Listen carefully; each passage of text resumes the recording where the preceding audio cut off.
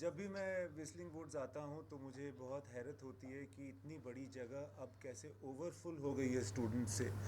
और जैसा कि रहमान सर कहते हैं कि the bees go only way there is Honey, so the students must be getting something very precious from Whistling Woods, that they come here in such large numbers. And I feel that I also get a bit more educated each time I meet Subhash ji, each time I come to Whistling Woods. आज मैंने एक नई चीज़ देखी यहाँ पर, VR studio. और अब मेरा प्लान है कि यहाँ आकर के ये टेक्नोलॉजी थोड़ा सीखूँ मेघना जी से और लोगों से, और इसमें भी फिल्म बनाऊँ। तो नई चीज़ें हो रही हैं, नई चीज़ों को कैप्चर भी कर रहा है अपने करिकुलम में Whistling Woods. I feel very actually proud that senior filmmaker has made this institute, and it is great inspiration.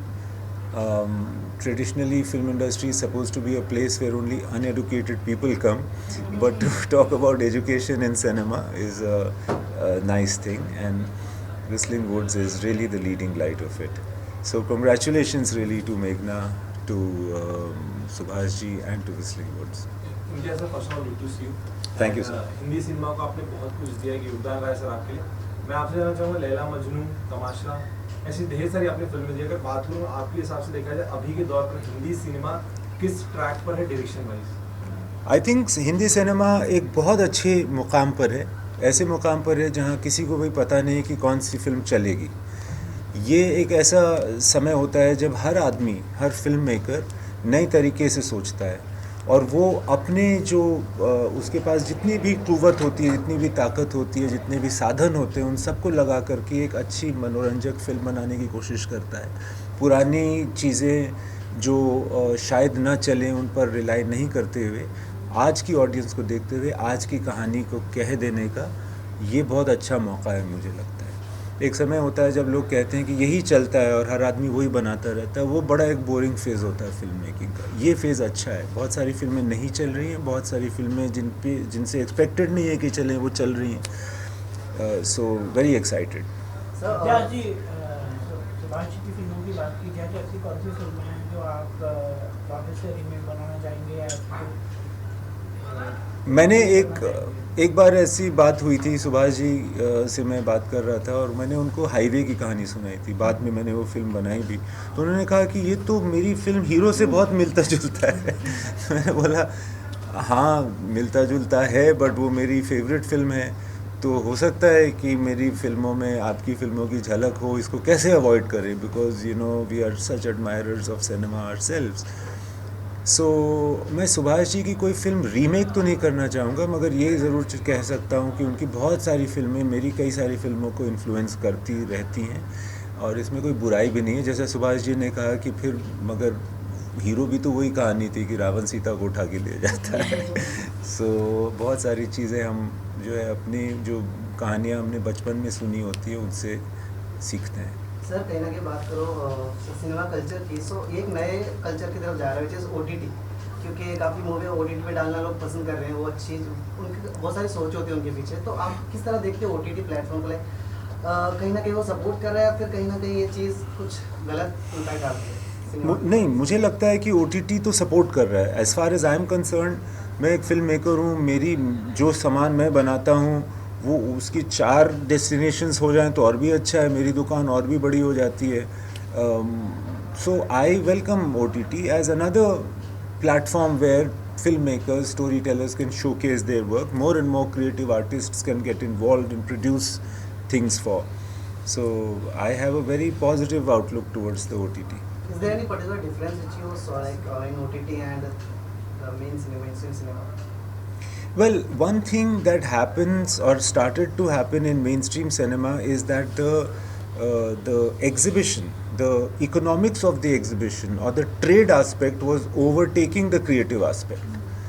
And so we were being told to make cinema of a certain type, to have casting of a certain type, and the economics was really running it, the trade was running. अब वो चीज़ थोड़ी सी ना हिल गई है OTT के आने से। Film makers have an option of putting their cinema into a different economic structure. So I think the OTT should be used as leverage for filmmakers to still be able to tell their stories.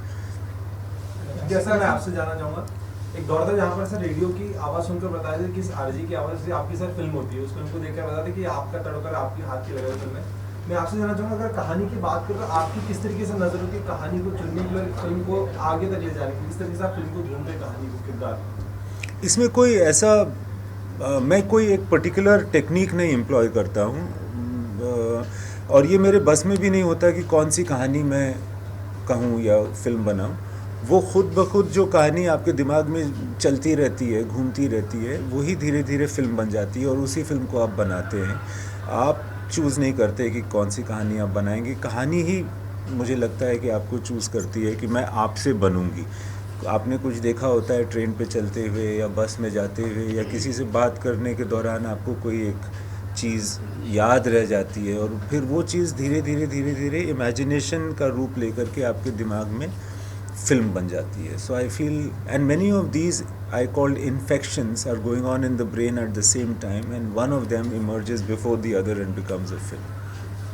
Ji president आप बताइए कि celebrate cinema कैसा होता है experience जब यहाँ पर guest आते हैं, हम देखते हैं स्टूडेंट्स बहुत ही वार्म वेलकम करते हैं, बहुत ही एक्साइटेड होते हैं, तो कैसा होता है एक्सपीरियंस? एक्सपीरियंस तो बहुत अच्छा होता है, इतने टैलेंटेड लोग आते हैं, हमारे बच्चों से बातें करते हैं। आई थिंक मेरे लिए सबसे स्पेशल ये होता है कि हम इंस्टीट्यूट को सबके लिए खोल सकते हैं, सब इट्स ओपन फॉर ऑल। तो हर एज ग्रुप के बच्चे, हर एज ग्रुप के लोग यहाँ आके फिल्म मेकिंग के बारे में समझते हैं, उनका क्राफ्ट समझते हैं।